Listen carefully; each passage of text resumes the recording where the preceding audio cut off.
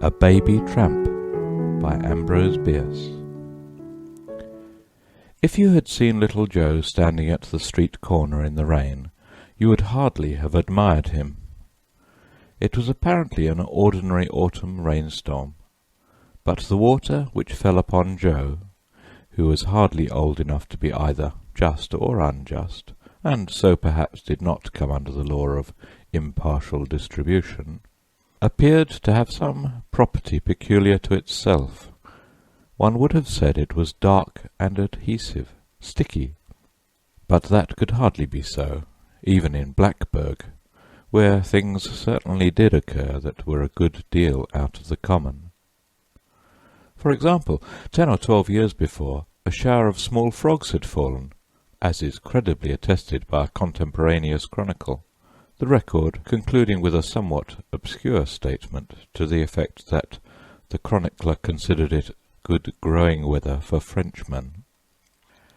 Some years later, Blackburg had a fall of crimson snow. It is cold in Blackburg when winter is on, and the snows are frequent and deep. There can be no doubt of it. The snow in this instance was of the colour of blood, and melted into water of the same hue, if water it was, not blood. The phenomenon had attracted wide attention, and science had as many explanations as there were scientists who knew nothing about it. But the men of Blackburg, men who for many years had lived right there where the red snow fell, and might be supposed to know a good deal about the matter, shook their heads and said something would come of it. And something did, for the next summer was made memorable by the prevalence of a mysterious disease, epidemic, endemic, or the Lord knows what, though the physicians didn't, which carried away a full half of the population. Most of the other half carried themselves away, and were slow to return, but finally came back, and were now increasing and multiplying as before. But Blackburg had not since been altogether the same. Of quite another kind, though equally out of the common, was the incident of Hetty Parlow's ghost. Hetty Parlow's maiden name had been Brownon, and in Blackburg that meant more than one would think. The Brownons had from time immemorial, from the very earliest of the old colonial days, been the leading family of the town. It was the richest, and it was the best, and Blackburg would have shed the last drop of its plebeian blood in defence of the Brownon fair fame. As few of the family's members had ever been known to live permanently away from Blackburg, although most of them were educated elsewhere, and nearly all had travelled, there was quite a number of them. The men held most of the public offices, and the women were foremost in all good works. Of these latter, Hetty was most beloved, by reason of the sweetness of her disposition, the purity of her character, and her singular personal beauty. She married in Boston a young scapegrace named Parlow, and, like a good Brownon, brought him back to Blackburg forthwith, made a man and a town councillor of him. They had a child which they named Joseph, and dearly loved, as was then the fashion among parents in all that region. Then they died of the mysterious disorder already mentioned, and at the age of 1 whole year Joseph set up as an orphan. Unfortunately for Joseph, the disease which had cut off his parents did not stop at that. It went on and extirpated nearly the whole Brownon contingent, and its allies by marriage, and those who fled did not return. The tradition was broken, the Brownon estates passed into alien hands, and the only Brownons remaining in that place were underground in Oak Hill Cemetery, where indeed was a colony of them powerful enough to resist the encroachment of surrounding tribes, and hold the best part of the grounds. But about the ghost. One night, about 3 years after the death of Hetty Parlow, a number of the young people of Blackburg were passing Oak Hill Cemetery in a wagon. If you have been there, you will remember that the road to Greenton runs alongside it on the south. They had been attending a May Day festival at Greenton, and that serves to fix the date. Altogether there may have been a dozen, and a jolly party they were, considering the legacy of gloom left by the town's recent sombre experiences. As they passed the cemetery, the man driving suddenly reined in his team with an exclamation of surprise. It was sufficiently surprising, no doubt, for just ahead, and almost at the roadside, though inside the cemetery, stood the ghost of Hetty Parlow. There could be no doubt of it, for she had been personally known to every youth and maiden in the party. That established the thing's identity. Its character as ghost was signified by all the customary signs: the shroud, the long undone hair, the far-away look, everything. This disquieting apparition was stretching out its arms towards the west, as if in supplication for the evening star, which certainly was an alluring object, though obviously out of reach. As they all sat silent, so the story goes, every member of that party of merrymakers — they had merry-made on coffee and lemonade only — distinctly heard that ghost call the name "Joey! Joey!" A moment later nothing was there. Of course, one does not have to believe all that. Now at that moment, as was afterwards ascertained, Joey was wandering about in the sagebrush on the opposite side of the continent, near Winnemucca, in the state of Nevada.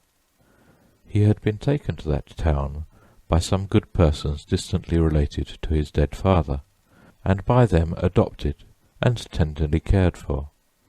But on that evening the poor child had strayed from home and was lost in the desert. His after-history is involved in obscurity, and has gaps which conjecture alone can fill. It is known that he was found by a family of Paiute Indians, who kept the little wretch with them for a time, and then sold him, actually sold him for money to a woman on one of the east-bound trains, at a station a long way from Winnemucca. The woman professed to have made all manner of inquiries, but all in vain. So, being childless and a widow, she adopted him herself. At this point of his career Joe seemed to be getting a long way from the condition of orphanage. The interposition of a multitude of parents between himself and that woeful state promised him a long immunity from its disadvantages. Mrs. Darnell, his newest mother, lived in Cleveland, Ohio, but her adopted son did not long remain with her. He was seen one afternoon by a policeman new to that beat, deliberately toddling away from her house, and being questioned, answered that he was "a-doing home." He must have travelled by rail somehow, for 3 days later he was in the town of Whiteville, which, as you know, is a long way from Blackburg.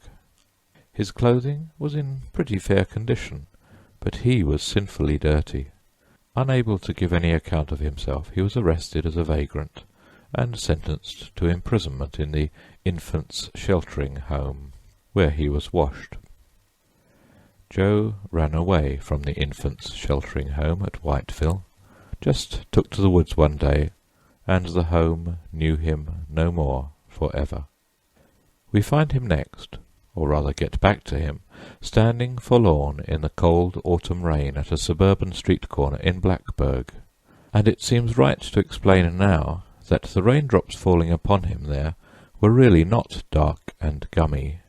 They only failed to make his face and hands less so. Joe was indeed fearfully and wonderfully besmirched, as by the hand of an artist. And the forlorn little tramp had no shoes. His feet were bare, red, and swollen, and when he walked he limped with both legs. As to clothing, you would hardly have had the skill to name any single garment that he wore, or say by what magic he kept it upon him. That he was cold all over and all through did not admit of a doubt. He knew it himself. Anyone would have been cold there that evening. But for that reason No one else was there. How Joe came to be there himself, he could not, for the flickering little life of him, have told, even if gifted with a vocabulary exceeding 100 words.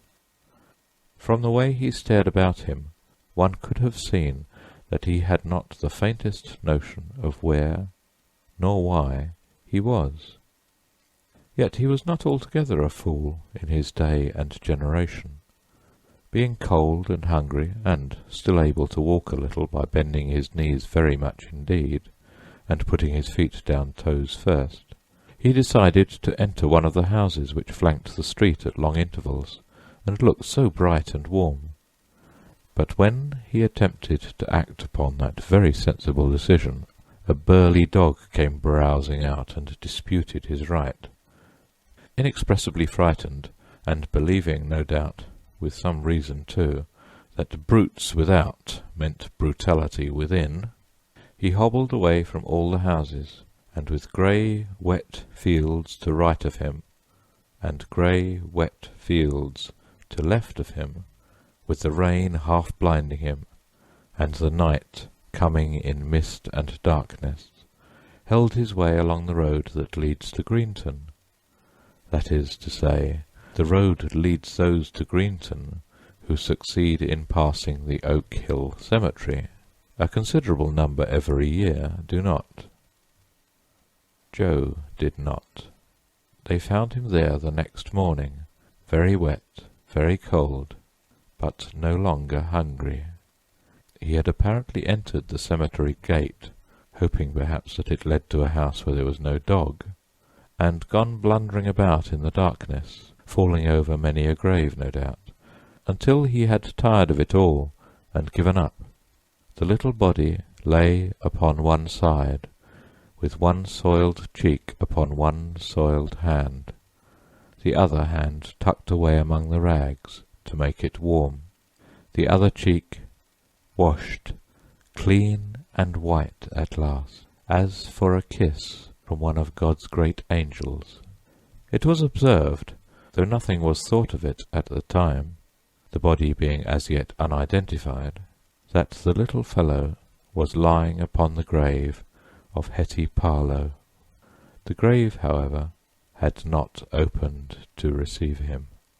That is a circumstance which, without actual irreverence, one may wish had been ordered otherwise.